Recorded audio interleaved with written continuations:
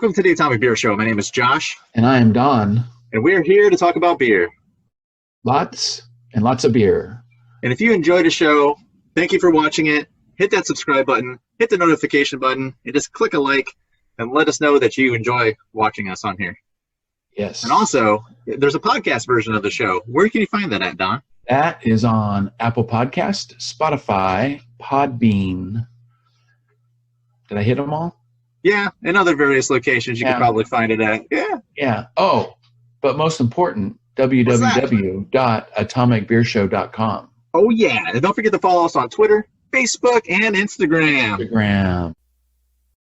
The last episode we were talking about you were getting ready to go on a trip to Vegas, and you took it. Yeah, we went Thursday. Yeah. Thursday, we drove out. Hardly any traffic getting out there. I was wondering about that. Moved pretty quick. I want to say about 3.5 hours. So we stopped at Eddie's World. Have you been to Eddie's World? No. Yeah, it's just out. It's I think it's right before Baker, but okay. It's like a big gas station, and they've got like tons of stuff inside. They've got tons of candy, tons of things to drink. So nice. Stopped at Eddie's World, kind of stretched our legs, got some snacks. I guess, just got some snacks. Get some snacks, did you? Yeah. On your way to Vegas? Yeah. What was Vegas like? Was it like a ghost town, like Resident Evil dead. Apocalypse? When we drove out, we drove, like as soon as we got there, we just drove the strip and from south to north. And it was basically there was police at every single casino. Oh, wow. Every single property had a police officer or armed security in front. Wow. We maybe saw like 3 people. Wow. So then from there, I wanted to go to Beer Zombies. Yeah. We went to Beer Zombies, and they didn't have any like beer zombie beer or whatever. And then I wanted to go to Craft House, but the guy at Beer Zombies said that Able Baker in North Las Vegas was better. So we went to Able Baker, ordered online, and I ordered a Mexican lager, nice. El Peto Loco, the Crazy Duck. The Crazy Duck. And then I also got, which I'm drinking tonight in my limited edition Growler alert. Growler alert. Yeah. There you go. This is the chocolate chip honey dip stout. Ooh. So it's a limited barrel release. Okay, tell me the ABV on that one. Because if it's a 10. Don, it's got to be, okay. 10. Like, if it's a Don, it's got to be up there, man. Yeah, well, I had this the other night with dinner. Yeah. And I drank the whole thing. So nice. it was pretty good. I mean, it's nice. Right up there with Backstreet's Mexican lager that they do. Very good. Backstreet's just a little bit better, but this still is really good. So I can't wait to get that on ice and take a sip. Nice. So very good. The chocolate chip honey stout. Beautiful. Honey dip stout, Madagascar vanilla beans with a ridiculous amount of honey. And it's a combination of sweet vanilla and rich honey balanced against bittersweet dark chocolate. Sounds and it basically fantastic. says, not tasted it yet. Okay. And it basically gives you, it's to mimic the sensation of eating a freshly baked chocolate chip cookie. Ooh. So, chocolate chip honey dip stout from Able Baker in Las Vegas. Very nice. So if you're in Las Vegas area, make sure you put an order in, just like all the breweries are doing right now, and pick it up. Yeah, that is gonna be a nice little beer.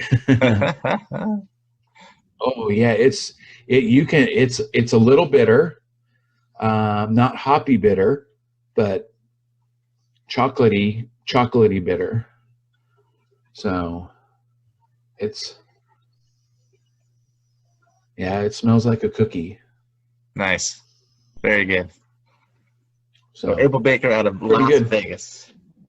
Actually, Then we went to Naked City Pizza. Yeah, Able City of Las Vegas. Then we went to my favorite spot for pizza. We ended up going to Naked City Pizza on Paradise, right by the Thomas and Mack at UNLV. Got a quarter sheet like I always do. Basically 6 pieces. I ate 2, brought the rest home. Nice. Super good. Drove out to Red Rock. Did kind of a little sightseeing tour. Of course, it was all closed, so we couldn't go do any hiking or anything. And then what did we do after that? I don't know. We went out to like SEMA. Okay. Out to Baker and stuff. Took a couple nice photographs. We found this little, like, I don't know what you call it, like livestock area. It's like an old dilapidated ring, I guess, like a wood, not like, it's just like a fenced in area that's kind of fallen apart. And then we were trying to wait for it was full moon, trying to wait for that to come up, but it was so overcast, it's like we didn't even see it. We ended up taking sunset picture. And I posted both of those on my Instagram. So I was pretty happy with them. Sounds like a long day. Those are like the first 2 original photos I've done this year. Oh, wow. Posted on Instagram just because, March 13th, we basically got shut down. So yeah, I haven't been able to do anything. And then finally, Buddy and I just like, we need to go do something. Yeah. So that's what. So nice. It was good. It was a nice little trip. Very good. Stopped at Eddie's World on the way home. Stopped at Terrible's. Remember, you've driven to Vegas, right? Yeah. Have you driven to Vegas? Yeah. Anyways, you hit State Line, and then there's Gene. Okay, and Gene, that's where Gold Strike was. Okay. But Terrible's, that Chevron station, Terrible's, they put in the world's largest gas station. And it's crazy. It's probably 100 pumps. 100 pumps. I filled up on pump number 83. So we stopped up there real quick, filled up, and then Eddie's World again on the way back, just to stretch the legs, use the facilities. Got home about 10 o'clock. So good. Nice Very color. Good. Well, I went with more Midwest this time. And people watching right now, I'm really sorry because there's really bad lag with our internet. So this may go straight to podcast. I don't know yet. I'll have to see what the final product is. But last week I did do a teaser of what was to come, and it took me a little while, but I did find some Toppling Goliath out of Iowa, and this is out of Decorah, Iowa, and this is actually a really sought after brewery out of Iowa, and we got some out here in SoCal, right in the Anaheim area. This is the King Stew. This is the double IPA that they have, and this one, the double IPA. I had the double IPA the other day, and I thought it was fantastic, and I definitely got to go get more. But I did pour a glass of the Pseudo Stew from Toppling Goliath, and this is the pale ale version of their beer. And I just love the can artwork. It's all with the dinosaurs on it, which is awesome. But just to show you what, of course, I always use my green cheek glass for everything. You see the color of the pale ale. It's very citrusy. It's not really bitter at all. Smooth drinking. It's just a step away from a kind of a haze, like a hazy, citrusy IPA. But for a pale ale, this is good. Good stuff. Pseudo Stew. There's a lot of other beers that they have that are, sought after. Nice. There's a lot of stouts, believe it or not, that are on Untappd as some of the highest rated beers out there. Of course, I couldn't find any of those. I mean, some of them I don't even think are in production anymore. So if you look at Untappd and look at the top rated beers, you'll see Toppling Goliath, a lot of their stouts on there, which is pretty cool. But the one cool thing is about this, and my idea for dinosaurs, it reminds me of Jurassic Park. It reminds me of going back to the movies, which we just can't go to the movies right now, obviously, for obvious reasons. But when you think about the classics, we think about, things we watched when we were younger, things that were like, way cooler than what we're getting right now, and just things we remember from that. And what was the conversation we had recently? We were talking about something, and we pulled up the year 1985. 85 movies for me would be like Breakfast Club, Real Genius. Oh yeah, Real Genius. No, let's talk about Real Genius just for a second. That's a pretty smart movie, dude. Because I have had people watch that movie because it's fantastic. It's got Val Kilmer in it. Right? It is great movie. I forget some of the other actors' names, but he plays like the super genius, and they're at a college. And he's got this professor collects all these super geniuses to build a laser, right? And it's actually supposedly going to be a laser for the government, for the Department of Defense. Cut the crap, can't you build a weapon? Yeah, and then how they use it at the end. And I know, folks, the movie came out in '85, so you haven't seen it. Sorry for the spoiler alert. But when they use the popcorn at the end, they use the laser popcorn to get the professor's house. It's just great. It's a fun comedy. The professor hates popcorn. Absolutely. Oh yeah, he hates popcorn too. Yeah, highly recommend Real Genius with Val Kilmer. Just watch it. Hates popcorn, so that. Yeah. So if you're looking for a movie to watch, check it out. What else you got? Yes, highly recommended. Yeah. Did I say Pee-wee's Big Adventure? That was '85. Oh, okay. Pee-wee's Big Adventure. That was 1985. Okay. That was 1985. Pee-wee's Big Adventure. Wow. Yeah. Wow. And see, this is really tough for me because all the five that I'm talking about, or I could watch them over and over and over again. Yeah. So my last two, and I'll show you how much of a fan I am of the last one I'm going to talk about. Better Off Dead with John Cusack. Yeah. One of my favorite movies. But the last one was Fletch, which had a chase. That's and I love the movie so much that I recorded it onto a 60-minute cassette tape. So it was 60 on one side and 60 on the other. Oh wow. And I used to listen to it. Listen to the movie? Yeah. That's awesome. So I had it pretty much all memorized. Such a great I love Fletch. Yours are great. I love all those movies too. I mean, come on, Pee-wee's Big Adventure. Tell them Large Marge sent you. Yeah. It's only like when I went to the Cabazon Dinosaurs where Large Marge drops them off at, and they have the shirts and stuff in there. Yeah, dude, the movie's great. All right, I'm gonna go through my top five. Okay. I want to hear your top five. So these are some of my favorite top fives. 1985 stuff I could watch all the time. I think all these movies are just either hilarious, they're great, there's sci-fi to it, action, whatever. The first one I want to talk about is Teen Wolf with Michael J. Fox. Teen Wolf. Yeah, Teen Wolf with Michael J. Fox. Came out in 1985. It was a movie I remember at a very young age. Probably one of the first movies I remember kind of watching and seeing. It was like, what's happening next kind of thing. It's a funny movie if you watch it, like rewatch it now. Another one is called Explorers. And I don't know if you know what Explorers is, but it has, if I remember right, River Phoenix is in this movie. I've heard of it. Yeah, so these kids, they're super smart. River Phoenix plays like the real smart kid in it. And I'm mad at myself for not preparing a little bit better for the other actors that are in it. They're younger kids. I'll have to look and put it in somewhere. But what they come up with this thing where they find like this. He creates like this ball that floats, and he makes it big enough that it goes over like a tilt-a-whirl seat. Like the tilt-a-whirl. Okay. So and he makes like their own spaceship, and they fly to space and they meet aliens and stuff.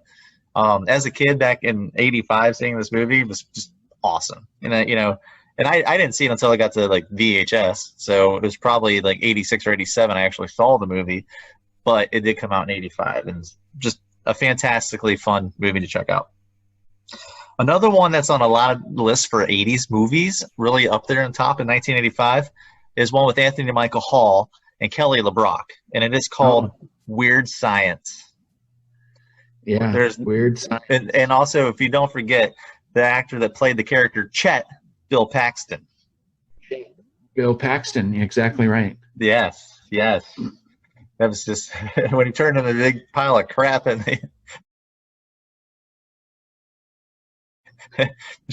that it's great.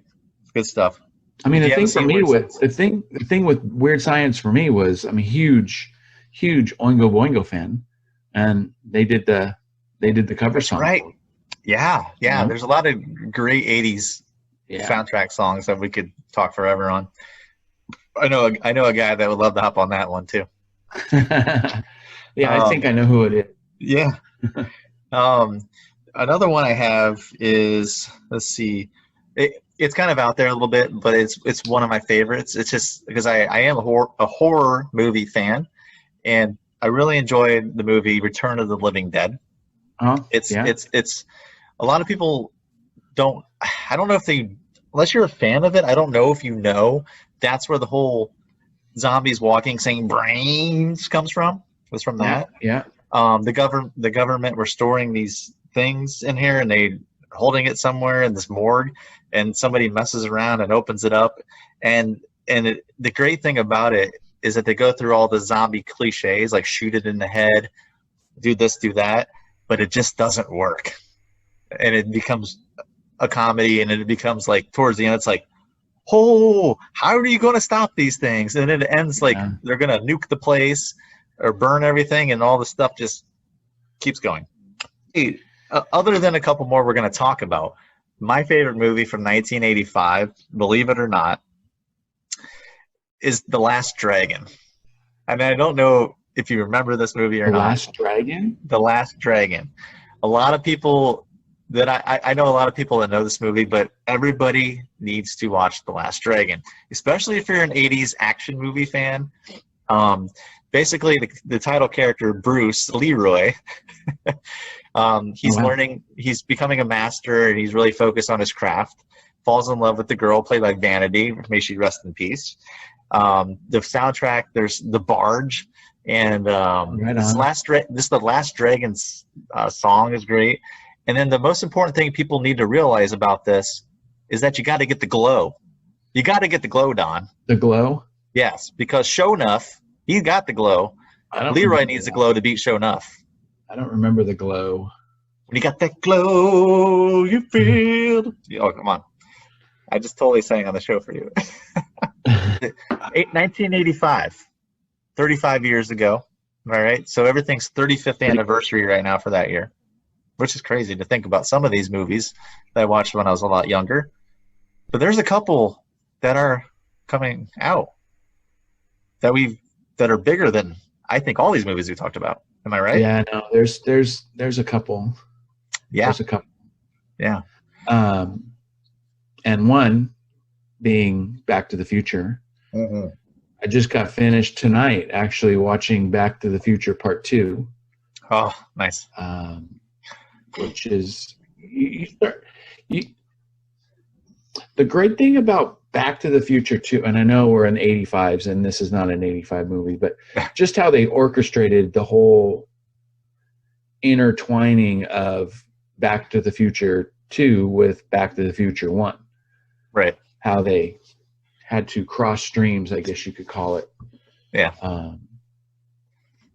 Breakfast Club. Oh, Back to the Future, just one of the most incredible movies. It's almost, we were talking about it earlier. Would you not consider it almost one of the perfect movies that are out there that you could just watch it over and over and over again? Yeah. It's I mean, other than like scientific fact and stuff, when you look at the writing, you look at the characters, it's hard to find a flaw in Back to the Future. there's a whole list of perfect movies that are out there that, you know, I even consider could be perfect movies that we could talk about on another show. But yeah, I agree. Back to the Future is definitely on that list. I mean, could you see anybody else playing Marty McFly or Doc Brown? Could you see anybody else doing that? You know? No, or Doc Brown. Yeah. No. What are you looking at, butthead? There was a documentary I found recently about the Goonies, and that is the other big movie from 1985. But one of the things about the house is that the lady that lives there now actually kind of changed her ways a little bit. She allows hours that people can come up and take pictures. She actually comes out and talks to a lot of the fans now and stuff, because she realized like a lot, especially when they have like big festivals up there. And she realized that, you know, regardless of what she says or does, you know, it's a cultural thing. It's iconic. It's something that resonates with people over so many years and decades. Like when my son's old enough to watch it, he's going to watch Goonies. I got to show him Goonies, man. Yeah, Goonies is another one of those solid movies. Yeah. So Goonies never die, man. Spielberg production, Robert Zemeckis. Oh no, that's Back to the Future. That's Back to the Future. 1985 movies. Those are our favorites. Our tops go out to the Goonies and to the Back to the Future. Back to the Future. Yeah, how many times do you see a DeLorean driving down the road? I know. Or on the side somewhere? Like when you do see one, you're like, oh crap, it's a DeLorean. That's right. Great Scott. That's right. So you can't help yourself. I mean, fanboys will always be there for the Goonies and Back to the Future. Yeah. Both coming out in 1985. So, but we'll do a special shout out to Toppling Goliath Brewing out of Iowa, and a shout out to Able Baker Brewing out of Las Vegas. You know, Las Vegas, United States of America. So.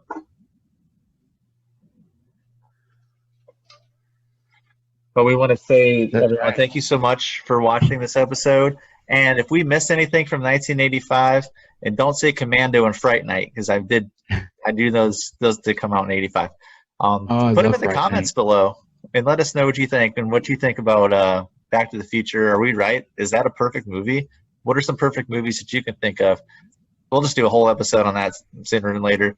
We're going to drink good beer and talk movies. We'll need to do that, yeah. We'll have to do that. So with that said, I guess there's only one other thing to do. What's that? We got to make like a tree and get out of here. Make like a tree and get out of here. Cheers, Don. Make like a tree, drink good beer. Make like a tree and Look, drink good beer. mine's almost gone. Oh, I'm on number 2. Cheers. Yeah, an empty glass. Yeah, I'm keeping mine. Make sure you guys drink good beer. Drink good beer. Drink good beer.